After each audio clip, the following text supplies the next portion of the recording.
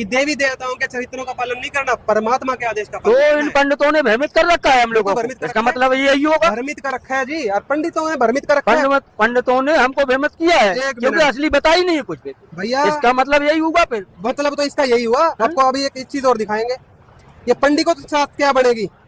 ये देखो, ये पंडितों के साथ कौन सा भला होएगा भाई। दूसरा भाग लेना है इसका, पूर्व भाग लेके आओ। पंडितों के साथ क्या बनेगी वो भी बताया हुआ है इसमें। हिंदी साहित्य सम्मेलन से प्रयाग से छपती है ब्रह्म वैवर्त पुराण, ठीक है जी। ब्रह्मखंड, प्रकृति खंड, गणपति खंड, तीनों अध्याय इसमें हैं दिए हुए। ये देख लो आप, इसमें दिखाते हैं आपको पंडितों के साथ क्या होगा जो हमें पाखंड में लगाते हैं। उन पंडितों का जिक्र हो रहा है। हम भी पंडित समाज से हैं, हमारा भी पंडित घर में जन्म हुआ है, ब्राह्मण घर में जन्म हुआ है।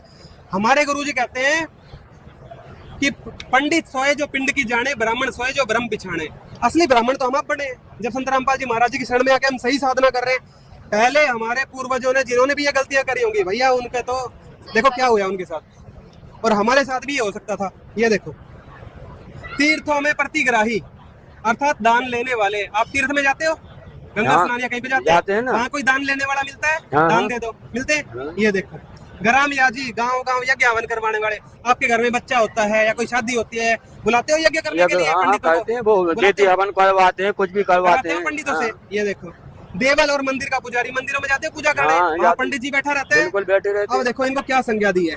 ये आ जाओ जी, ये महापापी कुंभी पाक नरक में 14 इंद्रों के समय तक रहता है। अरबों सालों तक नरक में पड़ा रहेगा, कुंभी पाक नरक में गिरेगा। ये महापापी बताए ये सारे। कौन कौन, फिर पढ़ लो। तीर्थों में प्रतिग्राही, दान लेने वाला, ग्राम याजी, ग्राम पुरोहित जो गांव गांव में यज्ञ करता है, देवल मंदिर का पुजारी, ये सारे नरक में जाएंगे कुंभी पाक में। और 14 इंद्रों के समय तक, अर्थात 1008 चतुर्युग तक, एक कल्प तक नरक में जाएंगे। फिर वहां क्या होगा, वहां धर्मराज के दूतगण ताड़ित कर उसे निरंतर घुमाया करते हैं।